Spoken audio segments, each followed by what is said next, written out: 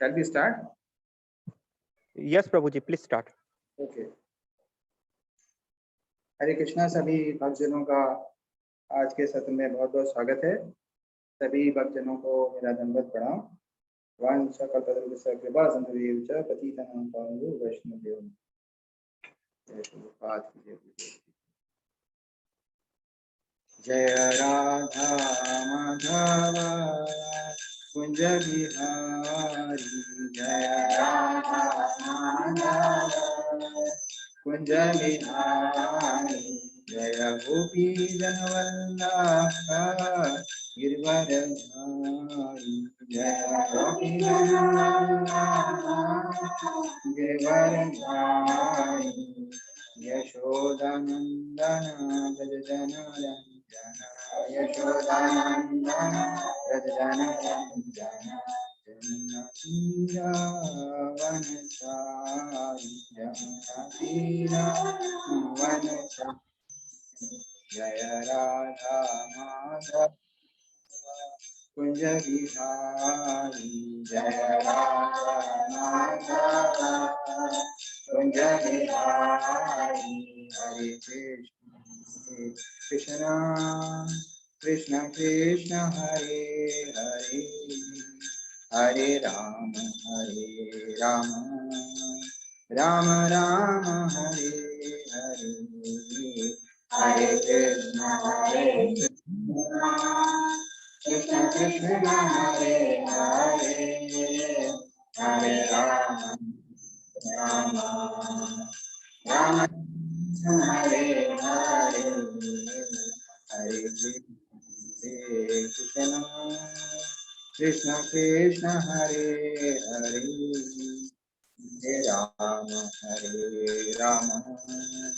राम राम हरे हरे, हरे कृष्ण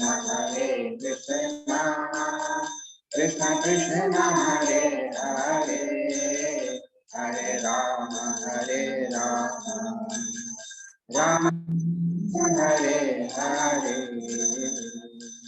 हरे कृष्णा कृष्ण कृष्ण हरे हरे, हरे राम राम राम हरे हरे, हरे कृष्णा कृष्ण कृष्ण हरे हरे, हरे राम राम राम हरे हरे, जय जय प्रभुपाद प्रभुपाद प्रभुपाद, जय जय प्रभुपाद, जय जय प्रभुपाद प्रभुपाद, जय जय प्रभुपाद, जय जय गुरुदेव गुरुदेव गुरुदेव, जय जय गुरुदेव, जय जय गुरुदेव गुरुदेव गुरुदेव, जय जय गुरुदेव, जय हरि बोल हरि बोल हरि बोल, हरि बोल हरि बोल हरि बोल हरि बोल, गोविंद हरि हरि भगवान की जय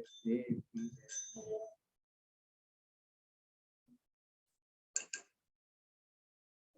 ओम ज्ञानतिमिरन्धस्य ज्ञानञ्जनशलाकया चक्षुर्मितं येन तस्मै श्रीगुरुवे चैतन्यमनोभीष्टं स्थापितं येन भूतले स्वयं रूपकदा मह्यं ददाति स्वपदान्तिकं, वन्देऽहं श्रीगुरु श्रीयुतपदकमलं श्रीगुरुं वैष्णवस्य च श्रीरूपं साग्रजातं सहगणरघुनाथं वितं तं सजीवं साद्वैतं साधुतं परिजनसहितं कृष्ण चैतन्यदेवं श्रीराधा कृष्णपादान् सहगणललिता शिवशाखावतांश्च, हे कृष्ण करुणा सिंधु दीनबंधु जगत्पते गोपेश गोपिका कांता राधा कांता नमस्ते, तप्त कांचन गौरंगी राधे वृंदावनेश्वरी विश्वानुसुते देवी प्रणमामि हरिप्रिये, वाञ्छकल्पतरुभ्यश्च कृपा सिन्धुभ्येव च पतितानां पावनेभ्यो वैष्णवेभ्यो नमः।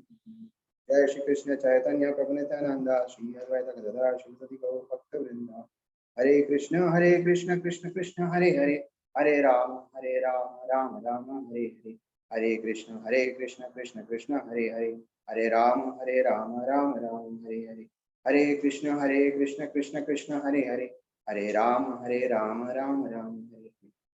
जय श्री प्रभुपाद की जय, गुरुदेव की जय, राधा माधव विष्णु गोस्वामी महाराज की जय।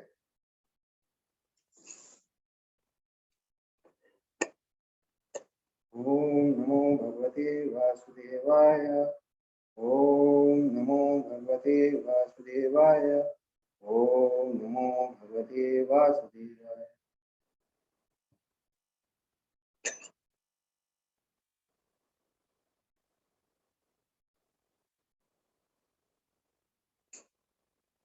तो राधा नील माधव मंदिर के उद्घाटन की दूसरी और हमारे दूसरी वर्षगांठ है, तो सभी भक्तजनों को जो है बहुत बहुत शुभकामनाएं, हार्दिक शुभकामनाएं। और भारतीय जो नववर्ष है उसका भी आज दूसरा दिन है, तो उसकी भी बहुत बहुत शुभकामनाएं नववत्सर की। आज जो है क्योंकि बहुत ही शुभ दिन है राजकोट के भक्तों के लिए, और जो भी भक्तगण और शिष्यगण राजकोट मंदिर से और द्वारका मंदिर से जुड़े हैं, तो आज जो है हम गुरु कृपा के बारे में थोड़ी सी चर्चा करते हैं। और इस संबंध में ये का खंड 3 का 22वां अध्याय है, और इसमें 3 श्लोक हैं, 5, 6 और 7।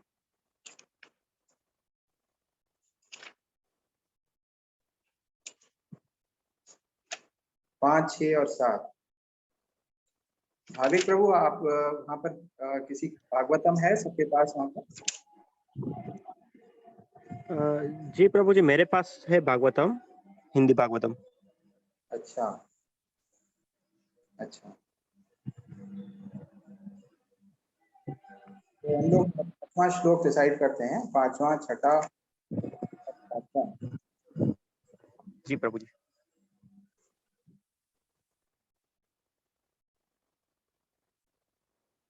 संदर्शनात् एव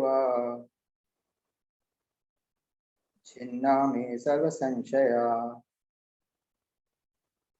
यत् स्वयं भगवान् प्रीत्या धर्ममा तिरिक्षसो। तव संदर्शनात् एव छिन्नामे सर्व संशया, यत् स्वयं भगवान् धर्ममारिरक्षसो।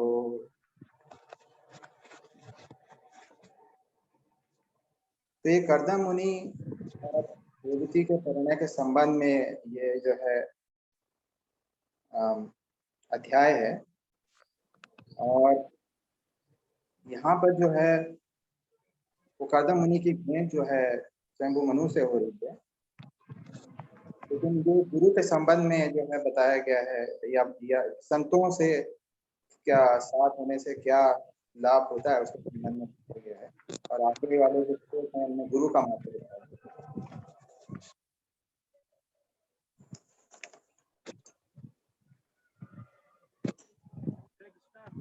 हरे कृष्णा।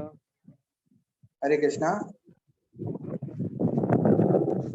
यस प्रभु जी, सॉरी। प्रभु जी तात्पर्य जो है कोई पढ़ेगा क्या वहां से अनुवाद? जी प्रभु जी, जी पांचवा प्रभु जी मैं पढ़ता हूँ। जी प्रभु जी मैं पढ़ता हूँ।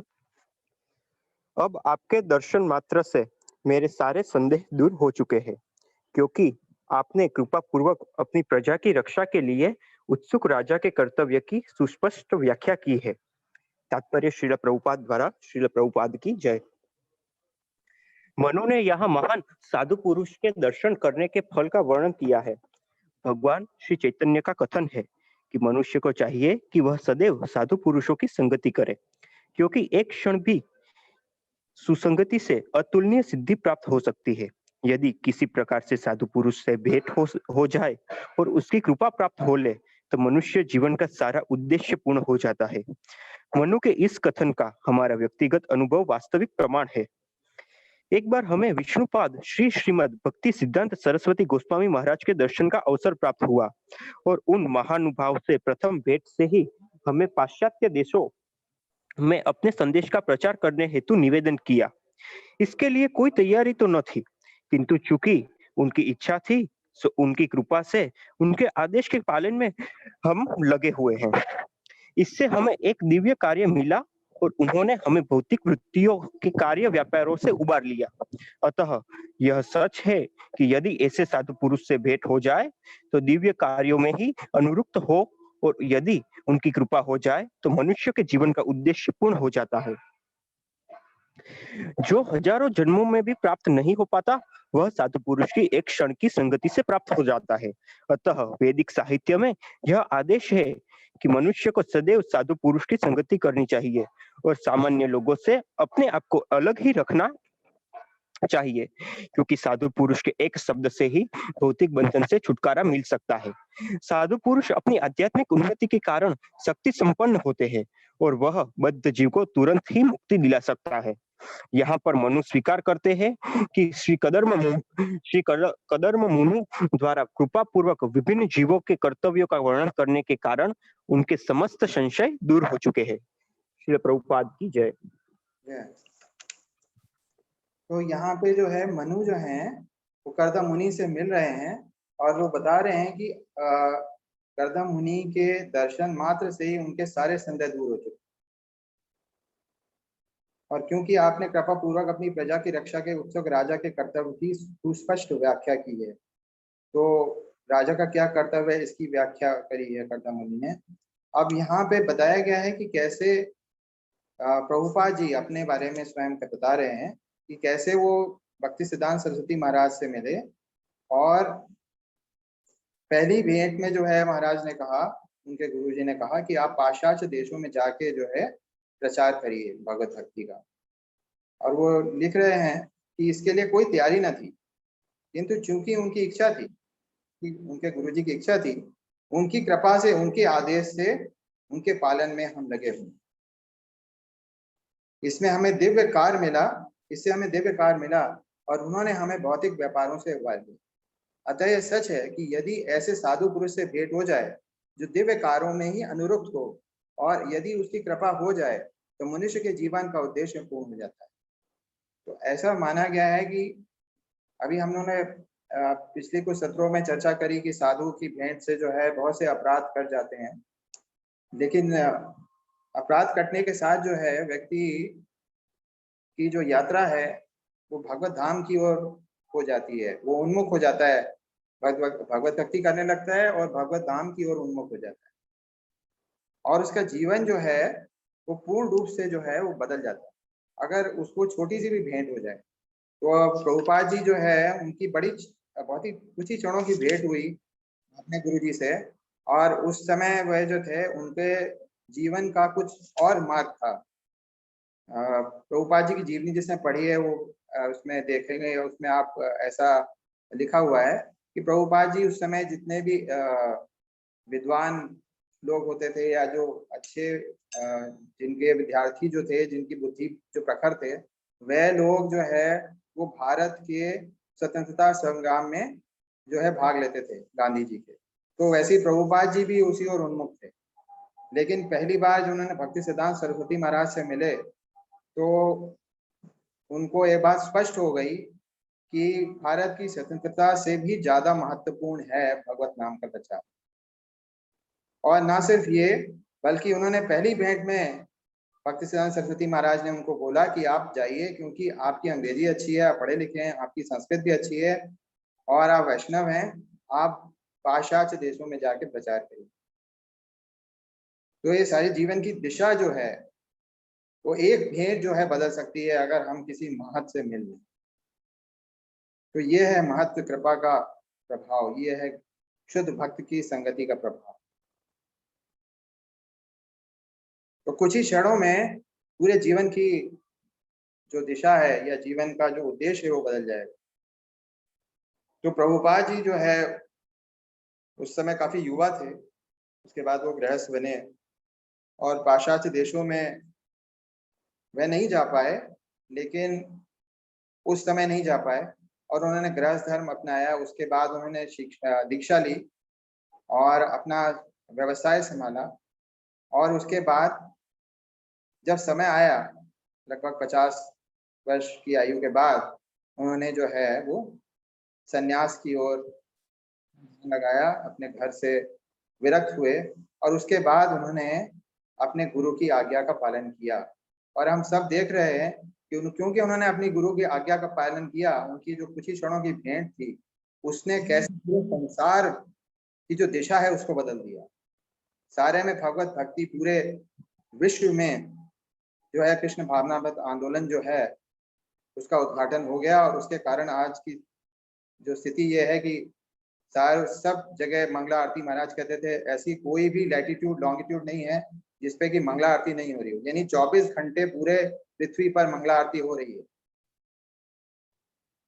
और हम जानते हैं कि कलयुग जो है इसकी दशा जो है वो बड़ी विकट है। लेकिन और हरे नाम एवं केवलम कलौ नास्ति एवा गतिरन्यथा। तो पूरे 24 घंटे जैसे पृथ्वी घूम रही है, महाराज बताते हैं जैसे पृथ्वी घूम रही है लगभग 40,000 किलोमीटर प्रति घंटे के, या कहीं काफी काफी अच्छे वेग से घूम रही है। मुझे बिल्कुल सही नहीं मालूम है, लेकिन ये बहुत ही अच्छे वेग से घूम रही है, हजारों किलोमीटर प्रति घंटा के वेग से घूम रही है। और ऐसी पृथ्वी जो घूम रही है इसमें 24 घंटे हरि नाम हो रहा है। तो ये है महत्व जो भेंट हुई है भक्ति सिद्धांत सरस्वती की श्री प्रभुपाद जी से। तो ये महत्व है इसका।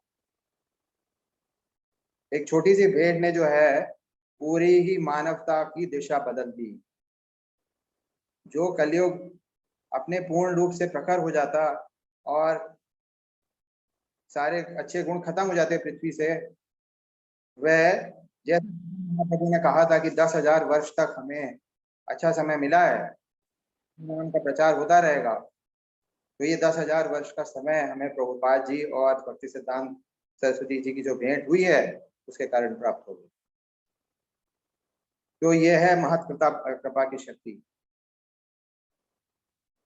हम लोग सभी पढ़ते हैं कि कितने खरबों तरह की किताबें जो मतलब खरबों तरह का जो पुस्तक है उसका वितरण हुआ है और कई तरह की भाषाओं में वितरण हुआ है। तो सब जगह ये भगवत भक्ति और अच्छी जो गुण हैं इनका विकास जो है वो उसको बल मिला है इस आंदोलन के द्वारा। और ये सब संभव हुआ एक छोटी सी भेंट से। तो यह है महत कृपा की शक्ति। और हम सभी ने भी जो भी भक्तगण जुड़े हुए हैं राजकोट से, द्वारका से और अन्य कहीं भी पृथ्वी में जो महाराज से जुड़े हैं, वे समझ सकते हैं कि कैसे उनके जीवन की दिशा बदल गई। और महाराज कहते थे कि प्रभुपाद जी सिंसियर थे तो उन्होंने इतना कार्य करिए, आप भी सिंसियर होइए, आप भी बहुत कार्य कर सकते हैं भगवत नाम का प्रचार करने में। तो हमें किसी तरह सिंसियर होना है, समझना है इसके महत्व को अपने जीवन में और दूसरों को बताना है।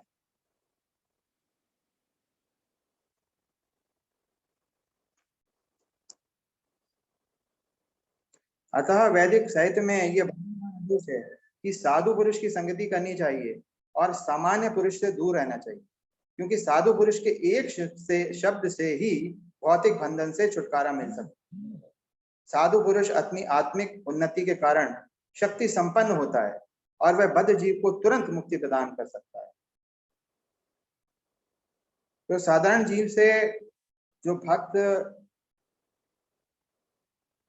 इसमें गंभीर हैं अपनी प्रकृति के प्रति, उनको जो है दूर रहना चाहिए। दूर रहने का मतलब ये है कि जैसे प्रभुपाद जी बताते थे 2 तरीके होते हैं, give association and take association.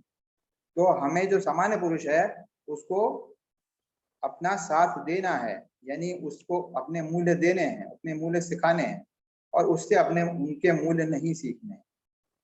तो गिव एसोसिएशन का मतलब है कि हम अपना साथ तो देते हैं लेकिन टेक एसोसिएशन नहीं करते, यानी कि सामान्य पुरुष जो कि इन आध्यात्मिक मूल्यों को नहीं समझता है उसके मूल्यों को हम नहीं स्वीकार करते हैं, बल्कि उसको अपने मूल्य की शिक्षा देते हैं, उसे समझाते हैं। क्योंकि हम भक्तगण हैं, हम तो इस संसार में रहेंगे, प्रचार करेंगे ही, तो हमें सामान्य पुरुष मिलेंगे जिनको हम प्रचार करेंगे। तो जो सामान्य पुरुष मिलेंगे उनको हम अपने मूल्य देंगे, उनसे अपने मूल्य नहीं लेंगे, यानी कि हम उनको गिव एसोसिएशन करें। तो ये इसका यहाँ पे अर्थ है। साधु पुरुष अपनी आत्मिक उन्नति के कारण शक्ति संपन्न होता है और वह बद्ध जीव को तुरंत मुक्ति प्रदान कर सकता है। तो इसमें तो किसी को कोई संशय नहीं। अब अगला वाला श्लोक पढ़ते हैं, ये भी महत कृपा के ऊपर ही है। दिष्ट्या में भगवान दृष्टो दुर्दशो य अकृतात्मनां दिष्ट्या पादरज स्पष्टं शीर्षणा में भवत शिवम। मुनि कहते हैं कर्दम मुनि से, यह मेरा सौभाग्य है कि मुझे आपके दर्शन हो सके, क्योंकि जिन लोगों ने अपने मन तथा इंद्रियों को वश में नहीं किया है उन्हें आपके दर्शन दुर्लभ हैं। मैं आपके चरणों की धूलि को शिर से स्पर्श करके परम कृत हुआ हूँ। जय श्री प्रभुपाद की जय। भाविक प्रभु। यस प्रभु जी। प्रभु जी तात्पर्य पढ़ सकते हैं। प्रभु जी, तात्पर्य, दिव्य जीवन की पूर्णता पवित्र पुरुष के चरण कमलों की पवित्र धूल का स्पर्श करके प्राप्त की जा सकती है। श्रीमद् भागवतम में कहा गया है, महत्पाद रजोभिषेकम, अर्थात महत अथवा महान भक्त के चरणों की पवित्र धूल से अभिषेक। जैसा कि श्रीमद् भगवद गीता में उल्लेख है, महात्मानस्तु, महान पुरुष आध्यात्मिक शक्ति के वश में रहते हैं और उनका लक्षण यह है कि वे श्री भगवान की सेवा हेतु कृष्ण भावनामृत में पूर्ण रूप से लीन रहते हैं, इसलिए वे महत कहलाते हैं। जब तक मनुष्य महात्मा के चरणों की धूल को अपने सिर पर चढ़ाकर भाग्यशाली नहीं बनता, तब तक आध्यात्मिक जीवन में सिद्धि मिलने की कोई संभावना नहीं रहती। आत्मोन्नति के लिए गुरु शिष्य की परंपरा अत्यंत महत्वपूर्ण है। मनुष्य अपने गुरु की महती कृपा से ही महत बनता है। यदि कोई किसी महापुरुष के चरणों की शरण ग्रहण करता है तो उसके महान बनने की पर्याप्त संभावना रहती है। जब महाराज रघुगण ने जड़ भरत से उनकी अद्भुत आत्मोन्नति के संबंध में प्रश्न किया तो उन्होंने राजा को उत्तर दिया कि केवल धार्मिक कर्मकांडों का पालन करने या केवल सन्यासी बनने अथवा शास्त्रोक्त विधि से यज्ञ करने से ही आध्यात्मिक उन्नति नहीं मिलती। ये विद्या निसंदेह आत्मबोध में सहाय होती है, किंतु वास्तविक प्रभाव तो महात्मा की कृपा से पड़ता है। श्रील विश्वनाथ चक्रवर्ती ठाकुर ने गुरु की स्तुति में 8 श्लोक लिखे हैं। उसमें उन्होंने स्पष्ट कहा है कि गुरु को केवल प्रसन्न करने से जीवन में सर्वोपरि सफलता प्राप्त हो जाती है और समस्त अनुष्ठानों को करते हुए भी यदि कोई गुरु को प्रसन्न नहीं कर पाता तो उसकी आत्मसिद्धि तक पहुंच नहीं हो पाती। यहाँ पर अकृतात्मन शब्द महत्वपूर्ण है। आत्मा को अर्थ है शरीर, आत्मा अथवा मन, और अकृतात्मा का अर्थ है सामान्य व्यक्ति जो अपने इंद्रियों या मन को वश में नहीं रख पाता। क्योंकि सामान्य मनुष्य इंद्रियों तथा मन को वश में नहीं कर पाता है, इसलिए सामान्य व्यक्ति को महापुरुष या श्री भगवान के महान भक्त की शरण ढूंढनी चाहिए और उन्हें प्रसन्न करने का प्रयत्न करना चाहिए। इससे उसका जीवन पूर्ण हो सकेगा। मात्र अनुष्ठानों एवं धार्मिक सिद्धांतों के पालन से सामान्य व्यक्ति आध्यात्मिक सिद्धि की सर्वोच्च अवस्था को प्राप्त नहीं कर सकता। उसे प्रामाणिक गुरु की शरण ग्रहण करनी होगी और उनके निर्देशन में श्रद्धा एवं निष्ठा के साथ कार्य करना ही होगा, तभी वह सिद्धि प्राप्त कर सकेगा। इसमें कोई संदेह नहीं है। तात्पर्य श्रील प्रभुपाद की जय। तो हम देखते हैं कि जब तक ये महान भक्तों की चरण की धूलि हम अपने सिर पर नहीं लेते, तब तक हमें आत्म सिद्धि मिलने की कोई संभावना हमें नहीं रहती। जब तक हम उनकी शरण नहीं रहते हैं, जब तक उनके चरण हमारे सर पर नहीं हाथ पड़ते हैं, तब तक हमारे को सिद्धि प्राप्त होने की कोई संभावना नहीं। तो ये है महत कृपा। और आगे प्रभुपाद जी इसे अच्छे से समझाते हैं कि क्या है ये क्या विषय बता रहे हैं। ये बता रहे हैं कि क्यों चरण रज का महत्व क्यों है। क्योंकि अपने ही प्रयास से व्यक्ति सिद्धि प्राप्त नहीं कर सकता है। चाहे वह संन्यास ले ले, चाहे कोई किसी भी तरह का और कोई योग कर ले, कोई विरक्ति के और उसमें कोई लक्षण हो और तरह का कोई त्याग करे, तभी कुछ ऐसा कुछ संभव नहीं है।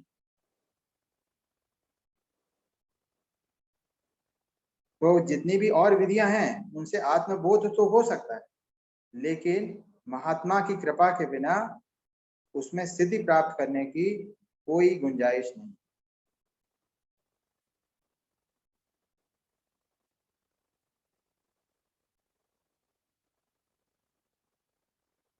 इसलिए सामान्य व्यक्ति को महापुरुष या भगवान के परम भक्त की शरण ढूंढनी चाहिए और उसे प्रसन्न करने का प्रयत्न करना चाहिए। अब अगला श्लोक पढ़ते हैं। अनुवाद तो बात कीजिए। सौभाग्य से मुझे आपके द्वारा उपदेश प्राप्त हुआ है और इस प्रकार आपने मेरे ऊपर महती कृपा की है। मैं भगवान को धन्यवाद देता हूँ कि मैंने अपने कान खोलकर आपके विमल शब्दों को मैं सुन रहा हूँ। भाविक प्रभु जी, 8 वाले का तात्पर्य। जी प्रभु जी, मैं पढ़ता हूँ तात्पर्य। श्रील रूप गोस्वामी ने अपने ग्रंथ भक्ति रसामृत सिंधु में निर्देश दिया है कि किस प्रकार प्रामाणिक को गुरु ग्रहण करना चाहिए और उनके साथ कैसा व्यवहार करना चाहिए। पहले इच्छुक व्यक्ति को प्रामाणिक गुरु की खोज करनी चाहिए और तब अत्यंत उत्सुकता के साथ उपदेश प्राप्त करना चाहिए और तदनुसार कार्य करना चाहिए। यह दो तरफी पारस्परिक सेवा है। प्रामाणिक गुरु या साधु पुरुष सदैव अपने निकट आने वाले सामान्य मनुष्य को ऊपर उठाने हेतु इच्छुक रहते हैं। क्योंकि प्रत्येक व्यक्ति माया के मोह से वशीभूत है और वह अपने मुख्य कर्तव्य कृष्ण भक्ति को भूलता रहता है, अतः साधु पुरुष सदैव चाहते हैं कि प्रत्येक व्यक्ति संत बन जाए। प्रत्येक साधु पुरुष का यह कर्तव्य है कि वह प्रत्येक भुलक्कड़ सामान्य व्यक्ति में कृष्ण भक्ति जागृत करे। मन ने कहा प्रभु जी कि चूंकि यहाँ पे रुक जाते हैं। तो कि जो है ये प्रामाणिक गुरु के पास जब तक हम उनकी शरण नहीं लेंगे तो हमें कोई भी भक्ति का कोई गुंजाइश नहीं है जिससे हम आगे बढ़ पाए। और जो गुरु और शिष्य के बीच जो आदान प्रदान है वो पारस्परिक है। प्रामाणिक गुरु या साधु सदैव अपने पास आने वाले को ऊपर उठाने के लिए इच्छुक रहते हैं। तो जितने भी संत हैं वो ये चाहते हैं कि ये दुनिया का किसी भी तरह से किसी भी जितने भी संसार में व्यक्ति हैं जो भूल भटक गए हैं, भूले भटके हैं, वो भगवान कृष्ण की ओर उन्मुख हो जाए। और इस प्रकार उनका जो कष्ट है, जिसको ये जन्म मृत्यु या और विभिन्न प्रकार के क्लेश और ताप जो उनको सता रहे हैं, उनको जो है किसी भी तरह से मुक्ति मिल जाए। तो इसी वजह से संत चाहते हैं कि लोगों को जो सामान्य जन है उनको लाभ हो, इसलिए वो चाहते हैं कि कृष्ण की ओर उन्मुख हो जाए।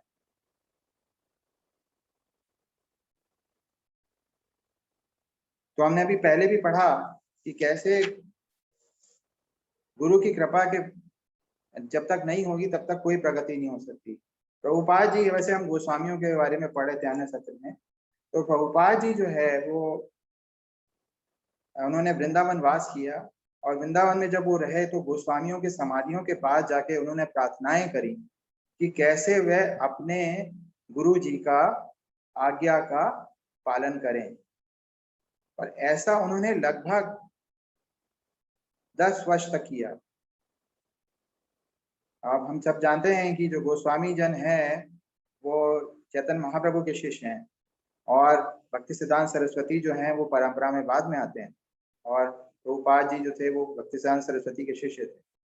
लेकिन उन्होंने गोस्वामियों की समाधि में जाके प्रार्थना करी लगभग 10 वर्ष तक। वहाँ कई ग्रंथों का श्रीमद् भागवतम का और अन्य ग्रंथों का अनुवाद किया और प्रार्थना करी कि कैसे जो भी मिशन उनके गुरुजी ने दिया है उसको वह पूर्ण करेंगे पाश्चात्य देशों में जाके। उस समय उनकी अवस्था 60 से 70 वर्ष के बीच में थी और गोस्वामी ने उनको ये बल दिया उनको शक्ति दी जिससे वह सफल हो पाए।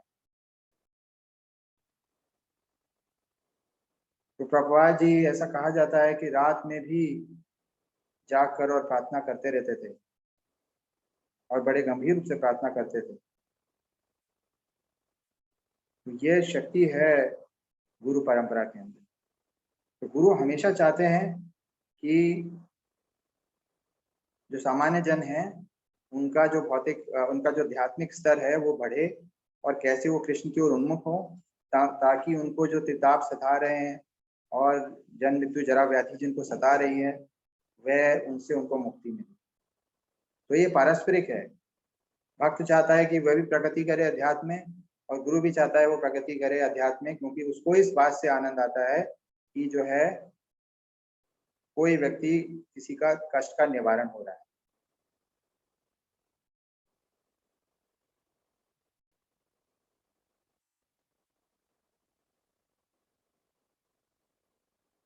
और कितने ही ऐसे मिशन हैं, जैसे चैतन्य महाप्रभु बता गए हैं कि उनका हर गांव में हर प्रांत में प्रचार होगा विश्व के। तो ये सब मिशन वो हमारे लिए छोड़ गए हैं।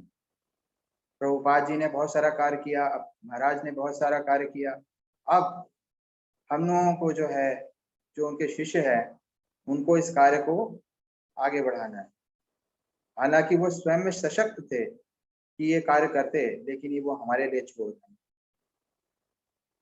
तो गुरु हमेशा इस बात के लिए भी चिंतित रहते हैं। आज हम दशरथ महाराज के संबंध में पढ़ रहे थे, तो दशरथ महाराज बड़े चिंतित थे कि मेरी परंपरा आगे नहीं बढ़ेगी तो सामान्य जन का कल्याण कैसे हो। तो गुरु हमेशा चिंतित रहते हैं कि उनकी परंपरा आगे बढ़े ताकि सामान्य जन का कल्याण होता रहे।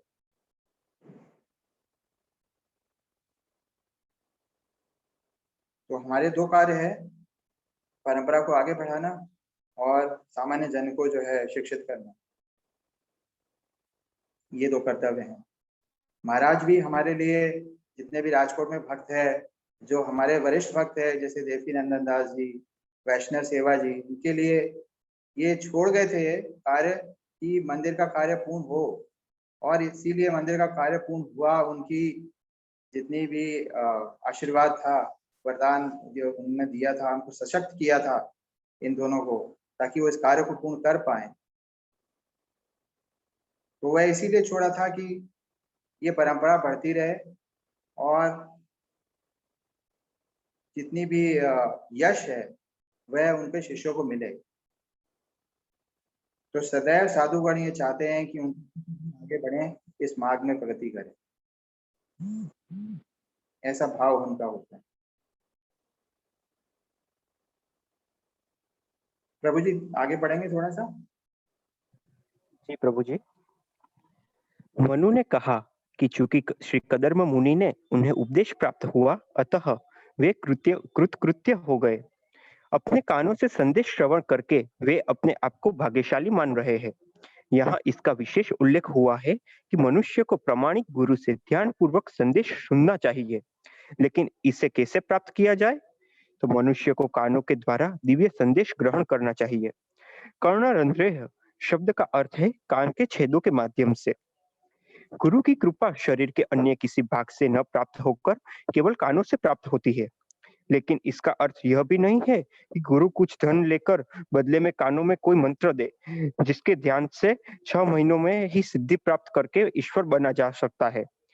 कान से ऐसी गह्यता मिथ्या है। वास्तविकता तो यह है कि प्रामाणिक गुरु जानता रहता है कि मनुष्य किस प्रकार का है और कृष्ण कृष्ण भावनामृत में वह कैसे कार्य कर सकता है, अतः वह उसी प्रकार से उसे उपदेश देता है। वह उसे कान में चुपके से नहीं, वरन सबके समक्ष उपदेश देता है। तुम कृष्ण भक्ति में अमुक अमुक कार्य हेतु उपयुक्त हो, तुम इस प्रकार का कार्य कर सकते हो। किसी व्यक्ति को श्री विग्रह के कमरे में कृष्ण भक्ति करने को कहा जा सकता है, तो दूसरे को साहित्य संपादन का कार्य करने को, तीसरे को उपदेश देने और अन्य किसी को रसोई घर में प्रबंध करने को कहा जा सकता है। कृष्ण भक्ति में कार्य करने हेतु भिन्न भिन्न विभाग है और गुरु व्यक्ति विशेष की विशिष्ट क्षमता को जानते हुए उसे इस प्रकार शिक्षा देता है कि वह पूर्ण बन सके। श्रीमद् भगवद गीता में स्पष्ट कहा गया है कि मनुष्य अपनी क्षमता के अनुसार सेवा करके आध्यात्मिक जीवन की सर्वोच्च सिद्धि प्राप्त करता है। जिस प्रकार अर्जुन ने अपने सैन्य कौशल से भगवान श्री कृष्ण की सेवा की, अर्जुन एक सैनिक की भांति अपनी सेवाएं अर्पित करके पूर्ण बन सका। इस प्रकार कोई कलाकार अपने गुरु के निर्देशन में कलात्मक कार्य करते हुए सिद्धि प्राप्त कर सकता है। यदि कोई व्यक्ति साहित्य में रुचि रखता है तो वह गुरु के निर्देशन में लेख अथवा कविताओं की रचना करके श्री भगवान की सेवा कर सकता है। मनुष्य को अपनी क्षमता के अनुसार कार्य करने के संबंध में अपने गुरु से संदेश ग्रहण करना चाहिए, क्योंकि गुरु ऐसा उपदेश देने में पटु होता है। गुरु द्वारा उपदेश और शिष्य द्वारा उसका निष्ठापूर्वक पालन, इसके संयोग से समूची प्रणाली पूर्ण बन जाती है। श्रील विश्वनाथ चक्रवर्ती ठाकुर श्रीमद् भगवद गीता के श्लोक व्यवसायत्मका बुद्धि की व्याख्या में कहते हैं कि जो व्यक्ति आध्यात्मिक उन्नति का इच्छुक है, उसे चाहिए कि वह अपने गुरु से आदेश प्राप्त करे कि उसका विशेष कार्य क्या है। उसे उस विशेष उपदेश को श्रद्धा पूर्वक संपन्न करना चाहिए और उसी को अपना सर्वस्व समझना चाहिए। शिष्य का एकमात्र कर्तव्य यह है कि वह अपने गुरु से प्राप्त उपदेश का श्रद्धा पूर्वक पालन करे। इसी से उसे सिद्धि मिलेगी। मनुष्य को कानों से गुरु का संदेश ग्रहण करने में सतर्क रहना चाहिए और उसे श्रद्धा पूर्वक संपन्न करना चाहिए। इससे उसका जीवन सफल हो सकेगा। श्रील प्रभुपाद की जय। ये श्लोक हम लोगों ने पढ़ा था, इसमें कर्ण रंध्रय लिखा हुआ है। दिष्टया तव्यानुशिष्ट हम यतश्चानुग्रहो महान अपावृत्तये कर्णरंध्रय जुष्टा दिष्ट्यो शतिर्ग्रह। यानी कर्णरंध्रय। अब इसमें प्रभुपाद जी बताते हैं कि हमारे भारतवर्ष में बड़ी परंपरा है कि गुरु लोग जो है वो कान में मंत्र देते हैं ताकि कोई उसे सुने नहीं। ये ऐसा कई साधु हैं वो कान में मंत्र दिया करते हैं, दूसरा कोई नहीं सुन सकता, केवल। तो हमारी परंपरा में तो हरि नाम, हरे कृष्ण कृष्ण हरे हरे, हरे राम राम राम हरे हरे, ये तो चैतन्य महाप्रभु ने सभी को दे दिया है, तो ये कान में नहीं दिया जाता। और प्रभुपाद जी लिखते हैं मुख्य बात यह है कि जो निर्देश दिए जा रहे हैं वो कानों से सुनने हैं और फिर उनको एक्सिक्यूट करना है, वो सबके सामने बताए जाएंगे। तो जैसे बताया जाएगा कि आप जो है वो विग्रह में आते, विग्रह के लिए वो करिए, विग्रह की सेवा करिए। कोई व्यक्ति जो है वो जाके रसोई में सेवा करेगा। इस प्रकार जो भी सेवाएं हैं वो गुरु सबके सामने बताता है। और हर व्यक्ति का कोई ना कोई योग्यता होती है, तो जैसे इसमें अर्जुन का उदाहरण दिया है, उन्होंने युद्ध करके जो है भगवान को संतुष्ट किया। इसी प्रकार से कोई व्यक्ति जिसका कोई जैसे वो साहित्य संपादन कर सकता है तो वह उस प्रकार का कार्य कर सकता है। तो गुरु उसकी जो उसका गुण है, जो योग्यता है, उसके अनुसार उसको सेवा प्रदान कर सकता है। और उस सेवा को कानों से अच्छे से सुन के और फिर समझ के फिर उसको जब शिष्य करता है तो उसको उसका पूर्ण फल प्राप्त होता है, वो विमल होता है। और उसके बाद उसका हृदय विमल होने के बाद वो कृष्ण की ओर उन्मुख हो जाता है। गुरु द्वारा उपदेश और शिष्य द्वारा उसका पालन के संयोग से समूची प्रणाली पूर्ण बन जाती है। तो भक्ति विश्वनाथ चक्रवर्ती ठाकुर भगवत गीता के एक श्लोक वैश्वका बुद्धि रेखे कुलनंदना की व्याख्या में कहते हैं कि जो व्यक्ति उन्नति करना चाहता है उसको चाहिए कि अपने गुरु के आदेश का पालन करे, यही उसका विशेष कार्य है। तो ऐसा लिखा गया है कि जो हम लोग रोज सुबह आरती में गुराष्टक गाते हैं, गुराष्टक में हम लोग गाते हैं यस्य प्रसादात भगवत प्रसादो यस्य अप्रसादात ननक्ति कंतोति यशस्वी संध्या वंदे गुरु श्री चरणारविंद। श्री गुरुदेव की कृपा से भगवान श्री कृष्ण की कृपा प्राप्त होती है। श्री गुरुदेव की कृपा के बिना कोई भी सदगति प्राप्त नहीं कर सकता। अतः मुझे सदैव श्री गुरुदेव का स्मरण व गुणगान करना चाहिए। कम से कम दिन में 3 बार मुझे श्री गुरुदेव के चरण कमलों में सादर वंदना करनी चाहिए। और गुरुअष्टक में जो अन्य पद हैं जिसे हम गाते हैं, हमें चाहिए कि हम उनका भी थोड़ा सा मनन करें और समझें, क्योंकि कई बार हम गाते तो हैं लेकिन हमको पता नहीं होता। तो ये बहुत महत्वपूर्ण है। इसी सत्र में हम इसकी चर्चा करेंगे, लेकिन इसमें बताया गया है कि कैसे जो है गुरुदेव जो हैं हमें हर तरीके से दक्ष बनाते हैं भक्ति में। वे हमें बताते हैं कि कैसे अर्च विग्रहों का पूजन किया जाए, वे हमें बताते हैं कि देवनाम का कीर्तन कैसे किया जाए, वे हमें बताते हैं कि जो है कैसे हम भोग बनाएं भगवान का, 4 तरह के भोग बनाएं, और कैसे हम भगवान की लीलाओं के अंदर भाग लेने योग्य बने। और क्योंकि गुरुदेव जो है बड़े अंतरंग सेवक होते हैं भगवान के, तो उनकी जो उनका उनका जो सम्मान है वो वैसे ही होना चाहिए जैसे भगवान श्री हरि का होता है। और सबसे बड़ी बात है कि जिस प्रकार ये दावाग्नि लगी हुई है, उस दावाग्नि को, जो ये त्रिताप है जो व्यक्ति को सताते हैं, इस दावाग्नि को बुझाने के लिए ये मेघों का कार्य करते हैं। भगवान गुरुदेव की जो दया है वो ऐसी होती है जैसे मेघ में जो है वन में लगी हुई दावाग्नि को बुझा देते हैं। हम देखते हैं कि जंगल में जब आग लगती है तो कोई भी ऐसा ऐसा तरीका नहीं है जिससे कि उसको बुझाया जा सके आज के समय में भी, क्योंकि जंगल की आग इतनी ज्यादा होती है और जल का कोई स्रोत नहीं होता है। तो एक ही संभावना होती है उसमें कि अगर वर्षा ऊपर से हो, यानी कृपा ऊपर से आ जाए, तो हमारा जीवन भी इस दावाग्नि के समान है। जंगल में लगी हुई आग के कारण हम त्रिताप में जल रहे हैं, और उससे बचने का केवल एक ही तरीका है, वो यह है कि गुरु की कृपा जो है ऐसे हो जाए जैसे मेघ जो है वो जल प्रदान करते हैं, जल की वर्षा प्रदान करते हैं। और ये जल की वर्षा जब होती है मेघों से, तो जो जंगल की दावाग्नि है वो बुझ जाती है। उसी प्रकार श्री गुरुदेव सांसारिक जीवन की प्रज्वलित अग्नि को शांत करके भौतिक दुखों से पीड़ित जगत का उद्धार करते हैं। शुभ गुणों के सागर ऐसे श्री गुरुदेव के चरण कमलों में मैं सादर वंदना करता हूँ। ये रोज सुबह हम लोग आते हैं और इस पे मनन करना अति आवश्यक है, क्योंकि यहीं से हमारी भक्ति का आरंभ होता है, हमारे दिन का आरंभ होता है गुरु की वंदना करके। श्री प्रभुपाद की जय।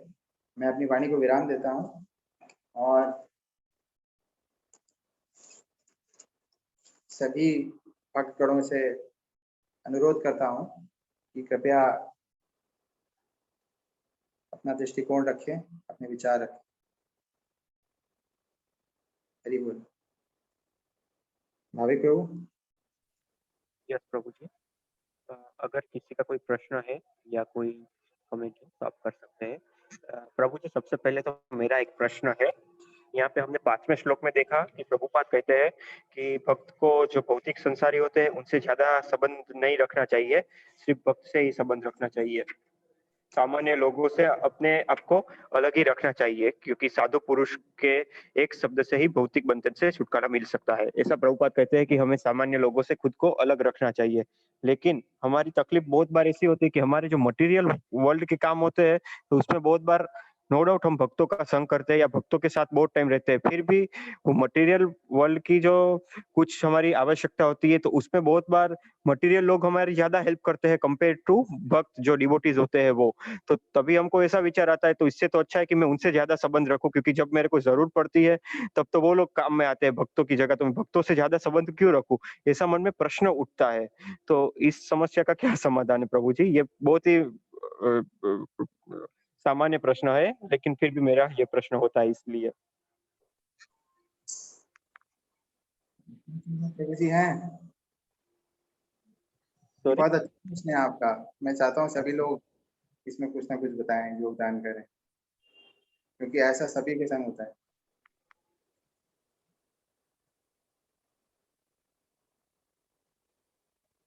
तो मेरी समझ ये है कि प्रभु जी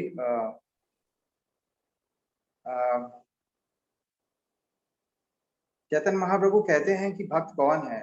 वैसे हम लोग पढ़ते हैं कि अश्रद्धालु को कृष्ण नाम की महिमा नहीं बतानी चाहिए, लेकिन हम किसी को प्रचार करते वक्त हमें नहीं पता होता कि वो अश्रद्धालु है कि नहीं। संसार में 3 प्रकार के लोग हैं प्रचार के की दृष्टि से देखा जाए। एक तो जो है जिसे बोलते हैं कि जो अपराधी हैं, जिनकी प्रवृत्ति अपराधी है। दूसरे ये है वो भगवान के पास नहीं आना चाहते। दूसरे जो निर्दोष हैं, इनोसेंट, जिनको भगवत के बारे में नहीं पता है, भगवत नाम के बारे में कुछ ज्ञान नहीं। और तीसरे जो भक्त हैं, तो ये हमें नहीं पता होता, इसलिए नवा अपराध हमसे होता भी है और इसके लिए हम क्षमा याचना मांगते हैं। लेकिन प्रचार में जो है हमें इस बात की छूट है। तो हम जिसको समझ रहे हैं कि वो आज भक्त नहीं है, लेकिन वो अगर हमारी सहायता कर रहा है और हमारे भगवत भक्ति में सहायता कर रहा है, वो भक्त बन जाएगा। 3 तरह के लोग चैतन्य महाप्रभु बोलते हैं। चैतन्य महाप्रभु जो हैं उनको बोला गया है कि वो बड़े दया के सागर हैं। उन्होंने जगह मदी को भी ताड़ दिया था। तो वो बोलते हैं, एक जगह चैतन्य चरितामृत में लिखा है कि वैष्णव कौन है, वैष्णवत्तर कौन है और वैष्णव उत्तम वैष्णव कौन है। तो वैष्णव वो है जिसने कृष्ण का नाम एक बार लिया। तो यहाँ तक चैतन्य महाप्रभु इतने दयालु हैं कि इस तरह से देखा जाए तो भारतवर्ष में तो कोई भक्त है नहीं, तो ऐसा शायद ही कोई होगा। तो हम थोड़ा ये सोच के भी चले। और दूसरी बात ये है कि हाँ, वो बात ये है कि उसको मूल्य नहीं है, उसके पास मूल्य नहीं है, उसके मूल्य जो है वो उसकी प्रैक्टिस नहीं कर रहा है वो। तो हमें ये करना है उस टाइम कि हमें उसको अपने मूल्य बताने हैं, अपने भक्ति के मूल्य बताने, यानी कि गिव एसोसिएशन, टेक एसोसिएशन नहीं करनी है। अगर हमें लगता है कि व्यक्ति ये हमारी सहायता करता है, तो हमारा कर्तव्य है कि हम उसकी सहायता करें। हम कैसे सहायता करेंगे? हम उसे अध्यात्म दे के सहायता करें। तो वो भक्तों से बेहतर नहीं हो जाता, बल्कि भक्त का कर्तव्य बन जाता है कि उसकी मदद करे। तो भक्त का कैसे कर्तव्य क्या है कि देखिए, एक बार एक और चर्चा हुई थी जिसमें कहा गया था कि भक्तों का व्यवहार कैसा होना चाहिए। भक्तों का व्यवहार ऐसा होना चाहिए कि जो भक्त हमसे कम भक्ति में कम बढ़े चढ़े हैं, उनके प्रति हमारा भाव होना चाहिए दया का, कृपा का। तो संसार में क्या होता है कि जो व्यक्ति हमसे नीचे होता है, उसका ज्ञान कम होता है, उसे हम हे दृष्टि से देखते हैं, अरे ये तो हमसे कम जानता है, मूर्ख है। जो हमारे समकक्ष होता है, यानी हमारे बराबर होता है, तो संसार में हम उससे स्पर्धा करते हैं, कंपटीशन। लेकिन यहाँ हम क्या करते हैं? उससे मित्रवत व्यवहार करते हैं भक्ति में। और जो व्यक्ति संसार में हमसे ऊपर होता है, उससे हम क्या करते हैं? ईर्ष्या। लेकिन यहाँ हम उस व्यक्ति को आदर देते हैं और उससे सीखने का प्रयत्न करते हैं। तो भक्त जो है वो हमेशा ही महत्वपूर्ण रहते हैं। और ये जो व्यक्ति भक्ति में नहीं पड़े हैं, लेकिन वो हम अगर भक्त हैं, हमारी सहायता वो कर रहे हैं, तो हमारा कर्तव्य है कि हम उनको भक्ति में लाएं। और हमारे साथ जो भक्तगण हैं, उनके संग हमारा व्यवहार क्या होना चाहिए? स्पर्धा का कंपटीशन तो है, लेकिन कंपटीशन भी अगर है तो वो प्रभुपाद जी कहते थे वो दिव्य कंपटीशन होता है, वो अच्छे चीजों के लिए कंपटीशन होता है, यानी अच्छे तरीके से वो कंपटीशन करा जाता है। मान लीजिए कि मुझे किसी चीज का विशेष योग्यता है मेरे अंदर, मैं अच्छे से भोग बना लेता हूँ। तो अब जो मेरे अंदर अगर स्पर्धा की भावना है, तो मैं कोशिश करूँ कि दूसरा जो व्यक्ति है उसको स्पर्धा की भावना है कि वो और भी अच्छे से भोग बनाए। तो ये स्पर्धा की और लेकिन जब संसार में स्पर्धा होती है तो वो दूसरों को उसकी टांग खींचने में लगे रहते हैं, क्योंकि वो वहां तक ना पहुंचने की कोई बात नहीं है, लेकिन उनके टांग खींचते। तो ये नहीं होता है। भक्त का गुण ये है कि जो भी व्यक्ति सहायता कर रहा है, हम भी उसमें भक्त का देखें कि उसमें कुछ, अगर वो भक्ति और हमारी ओर उन्मुख हो रहा है क्योंकि हमें भक्ति है, इसका मतलब वो थोड़ा सा आकर्षित है, इसका मतलब हमें उसे भगवत ज्ञान देना चाहिए और हम अपने अन्य भक्त गणों की सहायता से उसको भक्ति में लाएं। तो ये जो बात है कि भक्त इतने अच्छे नहीं होते, ये अच्छे होते हैं अभक्त, तो ये बात जो है थोड़ा सा हमें इसके ऊपर उठना पड़ेगा, क्योंकि इसमें थोड़ा सा द्वंद्व है। भक्तगण तो समदर्शी होते हैं, तो और वो समझते हैं कि जो भक्तगण भक्ति में आ गए हैं वो क्यों हमेशा ही सर्वोत्तम है भक्तों से। तो हमने ये भी पढ़ा है कि कैसे भक्त हमेशा ही अच्छा होता है। Bhavik Prabhu. Yes Prabhu ji, thank you very much. और आपने सही बताया कि वो लोग हमसे आकर्षित इसलिए होते हैं क्योंकि हम भक्ति में होते हैं। जो अभक्त होते हैं वो भी इसीलिए हमसे आकर्षित होते हैं और हमारी हेल्प भी इसीलिए करते हैं कि हम भक्ति में है। तो आपने जैसे बताया कि हमें उनको संग देके हमें भक्ति में लाना, वो अभक्त है मीन्स भक्ति में नहीं है तो हमें भक्ति में लाना चाहिए। तो इस प्रकार से अब मैं प्रयत्न करूंगा। थैंक यू वेरी मच प्रभु जी, आपका आंसर बहुत ही सेटिस्फैक्टरी था। Thank you very much. और अन्य जो हमारे मित्र भक्त हैं उनको उनकी सहायता भी लें हम। तो जी जैसे अगर हम उनकी तुलना करने लगे कि ये तो भक्त अभक्त बेहतर है, ये भक्त, तो उससे क्या होगा कि फिर हमारा कार्य पूर्ण नहीं होगा। तो हम अपने जो भक्त हैं, अपने जो हमारे समकक्ष हैं भक्ति में, हमारे जितने ही बड़े हैं, उनसे हम मैत्री भाव रख के कार्य करने की कोशिश करें। अपने जो नीचे हैं भक्ति में कम है, उनके और हमारी दया दृष्टि कृपा दृष्टि रहे। हमारे से जो ज्यादा बड़े चढ़े उनके प्रति हमारा सम्मान रहे, उनसे हमें सीखने की लालसा रहे, उनको लगभग शिक्षा गुरु के तुल्य हमें माने, ऐसा जी मान। प्रभु जी, जी प्रभु ji, thank you very much. हरे कृष्णा प्रभु जी, दंडवत प्रणाम। प्रणाम। जय। बहुत ही सुंदर वाणी आपने प्रस्तुत की और श्रवण करके बहुत आनंद आया।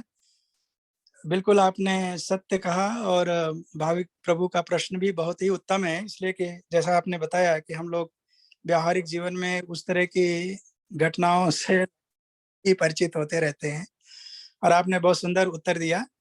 इसकी चर्चा कुंती महारानी ने अपने प्रेयर्स में भी की हुई है कि भक्त 3 प्रकार के होते हैं। एक तो जो भगवान की डायरेक्ट सेवा में लगे हुए हैं, दूसरा वो होता है जो भगवान की भक्ति के प्रचार में सहयोग करता है, भले वो सीधे भक्ति ना कर रहा हो, मंदिर ना भी जा रहा हो और वो 16 माला जप ना भी कर रहा हो, परंतु यदि उसकी श्रद्धा है भगवान के प्रति और वो किसी कारण बस स्वयं भक्ति ना करके जो भक्ति के मार्ग के प्रचारक हैं उनकी सहायता करता है धन से तन से, तो वो भी भक्त है। और यहाँ तक कुंती महारानी ने बताया कि प्रभु ये यहाँ तक नहीं बल्कि जो भक्ति में लगे हुए व्यक्तियों का प्रोत्साहन करते हैं कि आप बहुत अच्छा कर रहे हो प्रभु, मैं तो नहीं कर पा रहा हूँ लेकिन आप धन्य हैं, आप भगवान की भक्ति में लगे हुए हैं, वो भी भक्त है। तो भक्त की परिभाषा जैसे आपने बताया, भगवान चैतन्य ने कहा कि भाई भगवान का नाम, जो कृष्ण का नाम एक बार जप रहा है वो भक्त है। तो भक्त और अभक्त में इस तरह से भेद बहुत ही कठिन है, बहुत मुश्किल है। तो आपने जो ये बहुत गूढ़ रहस्य बताया कि जो भी भक्ति मार्ग में सहायता कर रहा हो, चाहे जिस तरह से कर रहा हो, भले वो भक्त है कि अभक्त है, इसको न सोच करके हम लोगों का कर्तव्य होना चाहिए कि उसको उसका कल्याण कैसे हो। ये नहीं कि हमने डोनेशन ले लिया और फिर भूल गए, ये बात नहीं होनी चाहिए। हमारा ये कर्तव्य होना चाहिए कि उस व्यक्ति को इन के इन प्रकारेण कैसे भगवान में प्रेम उत्पन्न कराया जाए, कैसे वो भगवान की भक्ति प्राप्त कर सके और किस तरह से वो भी अपने जीवन का कल्याण कर सके। तो ये बहुत ही उत्तम विषय रहा है और बहुत उत्तम बात है। तो हम लोगों को ध्यान रखना चाहिए कि भक्त केवल वही नहीं हो सकता है जो माला जप रहा हो या जो मंदिर जा रहा हो। भक्त वो भी है जो अपने घर में भी बैठ करके भजन कर रहा है।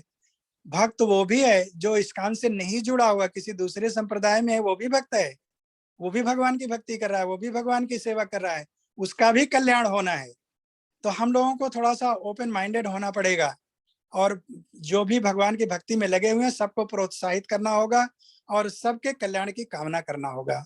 आपने बहुत ही सुंदर ढंग से इसको प्रस्तुत किया। बहुत बहुत धन्यवाद आपको प्रभु जी, दंडवत प्रणाम। Hare Krishna, thank you very much Sarveshwar Prabhu ji. और अगर किसी और का कोई प्रश्न है या हरे कोई कृष्णा, कमेंट है। हरे कृष्णा, हरे कृष्णा। हरे भाविक मेरा कृष्णा आवाज आ रहा है? कृष्णा। प्रणाम। हरे कृष्णा।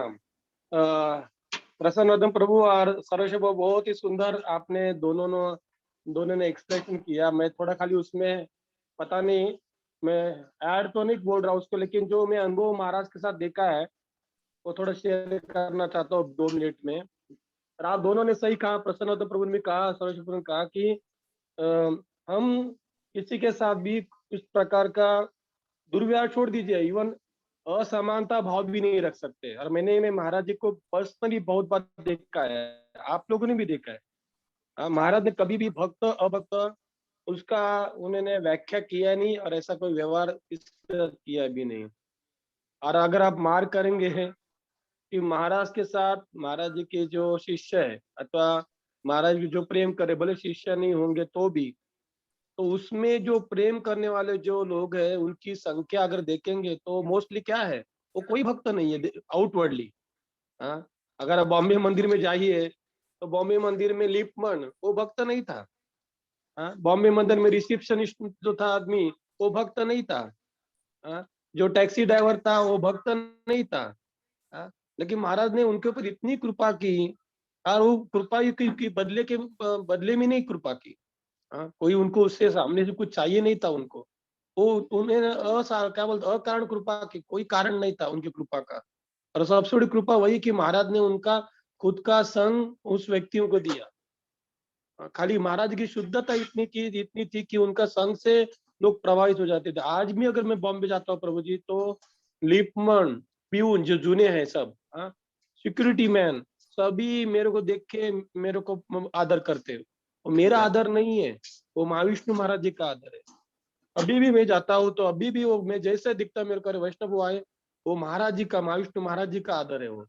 तो हमको ये प्रश्न बना, लेकिन हमको भी एक व्याख्या देखनी चाहिए कि भक्त और अभक्त कौन, क्योंकि हम कहाँ भक्त है, हम भी कहाँ भक्त है। पहले हम अपने आप को सोचना चाहिए, हम कहाँ कौन से लेवल के भक्त है पहला, फिर हम दूसरे को बारे में विचार कर सकते कि वो अभक्त है यार वो भक्त है करके।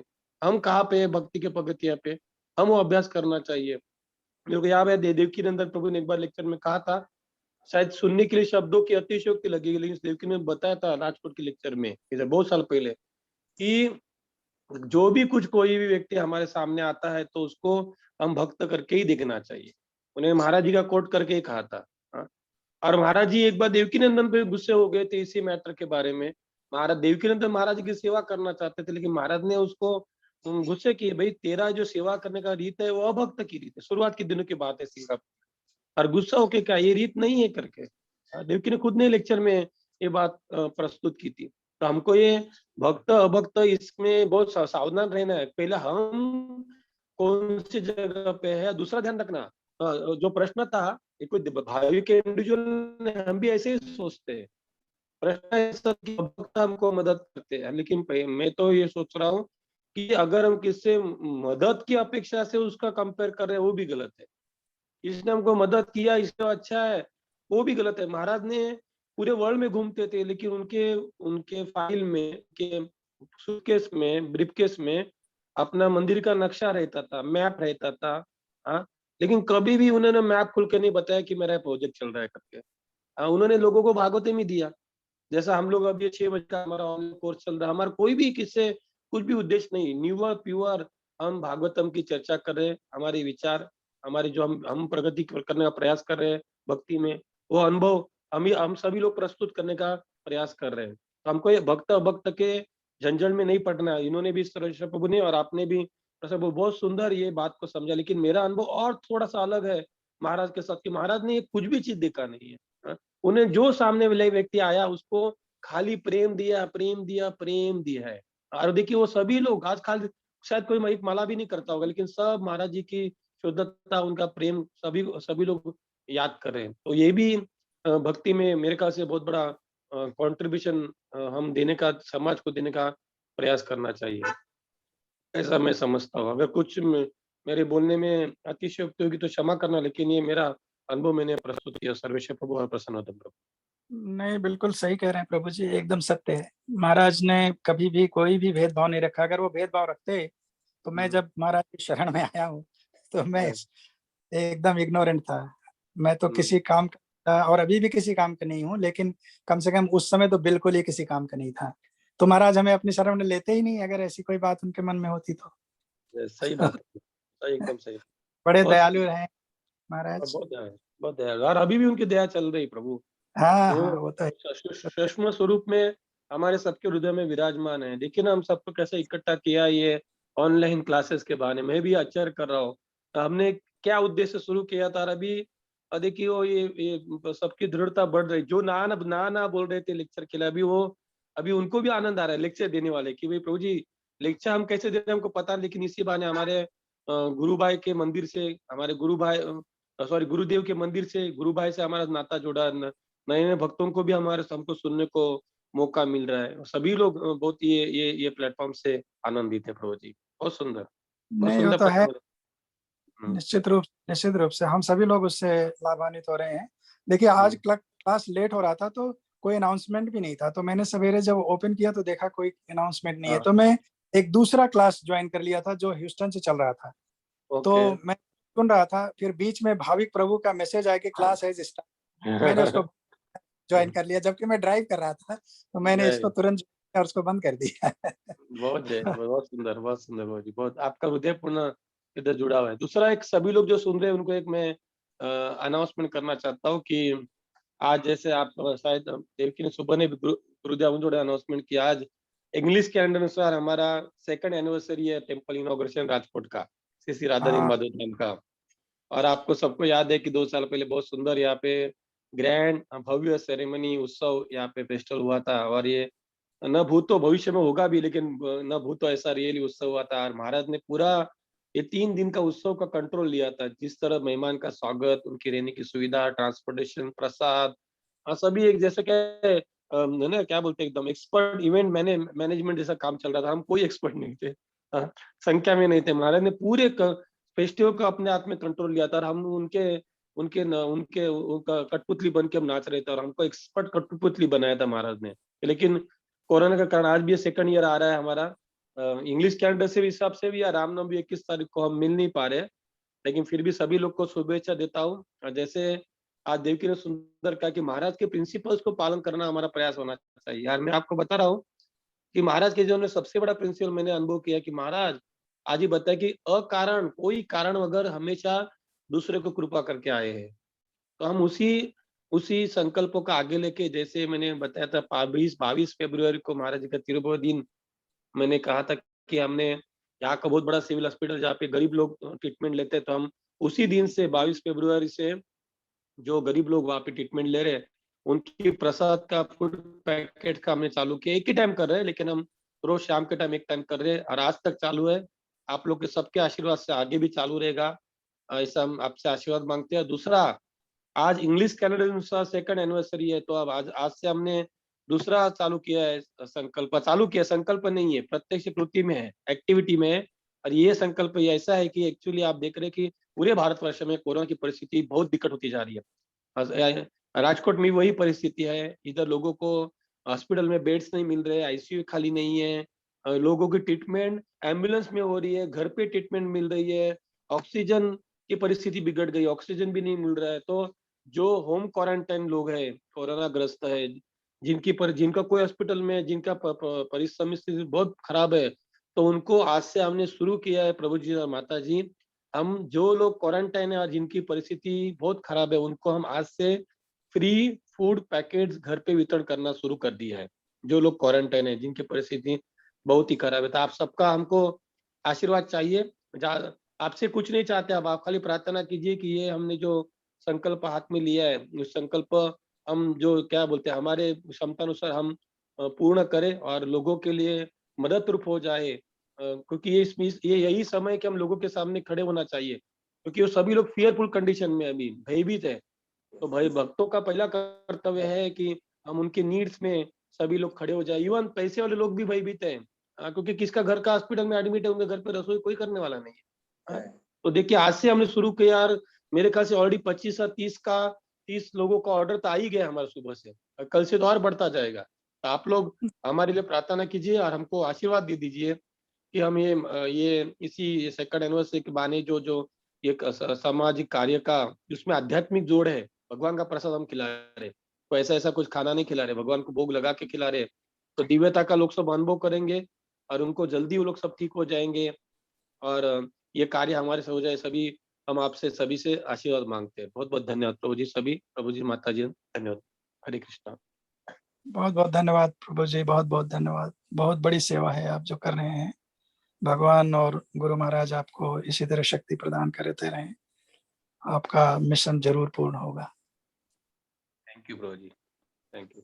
प्रभु जी, हरे हरे कृष्ण। कृष्णा प्रभु जी, धन्यवाद, प्रणाम आर्या प्रभु जी। श्याम सुंदर प्रभु, धन्यवाद धन्यवाद प्रभु जी, प्रभु जी। ये हाँ। ये जो महाराज का आप मिशन जो है, चूंकि आपने सेंटर में महाराज को और राधा नील माधव जी को लिया है ना प्रभु जी, तो यस प्रभु जी, they will give you the whole blessing प्रभु जी, and we will also pray, and हम यस लोग भी आपके साथ में प्रार्थना करेंगे, and एटलीस्ट हम लोग प्रार्थना से ही आपके साथ में जुड़े रहेंगे। अभी तो फिजिकली तो जुड़ नहीं सकते हैं, तो नहीं प्रार्थना कोई के बात साथ में जुड़ रहेंगे प्रभु जी। बहुत बहुत बढ़िया काम है प्रभु जी, आपने बिल्कुल सही बोला प्रभु जी कि ये जो फियरफुल सिचुएशन है, इतना भयावह सिचुएशन है, इस स्थिति में यदि हम लोग देखिए, ये इसी को बोलते हैं ना handsome, that means you are giving hands to someone.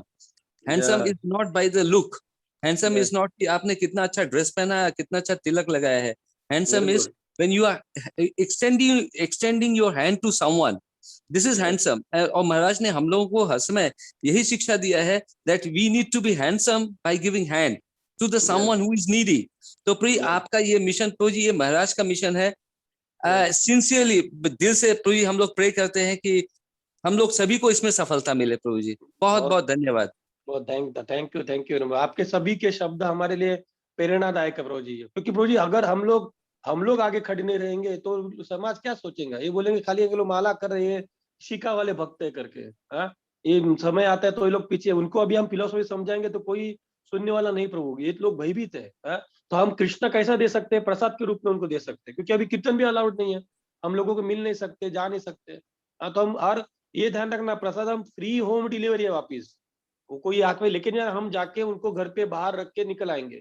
हाँ, हमने टीम भी बना दी है और कल से शुरुआत हो जाएगा। बस आप प्रार्थना कीजिए कि हम हमारे सभी भक्तों का स्वास्थ्य अच्छा रहे और लोगों के हम सेवा करने के लिए सक्षम रहे। बस सभी लोगों से यही प्रार्थना है प्रभु जी। आई रियली फील जेलस, मैं सच में मेरे को आई रियली फील जेलस प्रभु जी कि हम लोग फिजिकली इसमें कंट्रीब्यूट नहीं कर पा रहे प्रभु जी। मैंने प्रभु जी आप सभी का आपने कहा प्रार्थना ही होती, महाराज हमेशा बोलते हैं जब हम कुछ नहीं कर सकते तो प्रार्थना हमेशा काम करती है। तो आप सब लोग प्रार्थना कीजिए, हम भी प्रार्थना कर रहे हैं सभी के लिए, हमारे एक दूसरे के लिए भी प्रार्थना करनी है, क्योंकि भयानक परिस्थिति है प्रभु, भयानक। राजकोट की परिस्थिति इतनी भयानक क्योंकि एम्बुलेंस की लाइन, सिविल हॉस्पिटल बहुत बड़ा हॉस्पिटल है जहाँ पे रोज खिचड़ी वितरण कर रहे हैं, लाइन लगी और एम्बुलेंस में ट्रीटमेंट दे रहे, क्योंकि अंदर का कॉट ही खाली नहीं हुआ है। क्या करे, क्या कर सकते, सरकार भी क्या करे, डॉक्टर क्या करे, नर्सेस क्या करे, वो भी थक गए प्रभु जी। प्रभु जी, समाज, हाँ यस प्रभु जी, जस्ट मैं एक एग्जांपल दे रहा हूँ कि कितनी भयावह स्थिति है। कल हम लोग किसी एक रिलेटिव को कॉम्प्लिकेशन हो गया और उनको हॉस्पिटल में एडमिट करने के लिए पॉलिटिकल प्रेशर लगवा के किसी तरह से रात को एक रूम का बंदोबस्त हुआ प्रभु जी।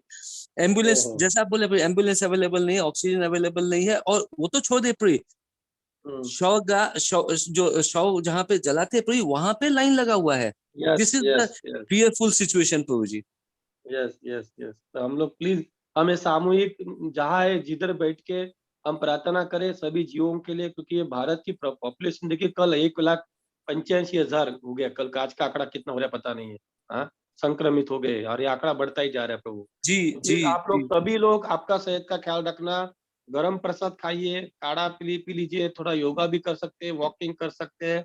हाँ, और प्रार्थना करना है, भागवतम पढ़ना है, माला करना है, भगवान से प्रार्थना करना, क्योंकि भगवान आखिर जो चाहते हैं उनकी इच्छा सर्वोपरि है, हम स्वीकार करना है जो भी उनकी इच्छा है। जी बिल्कुल, जी बिल्कुल। महाराज देखिए, जब भूकंप हुआ था, महाराज ने देखिए हाथ ऊपर करके भगवान का नाम ले रहे थे आराम से, भूकंप द्वारका भी भूकंप में। तो हम भी भगवान का नाम और थोड़ी बहुत सेवा हमारी यथाशक्ति जो हम करने का प्रयास करना चाहिए, क्योंकि समाज प्रभु भी ये देखते हैं। अगर हम समाज के सामने में श्लोक लेके जाऊंगा कि प्रभु ये श्लोक बोलिए, तो वो हमको हमारे पर हंसेगा भी और कोई बोलेगे क्या कर रहे करके लोग।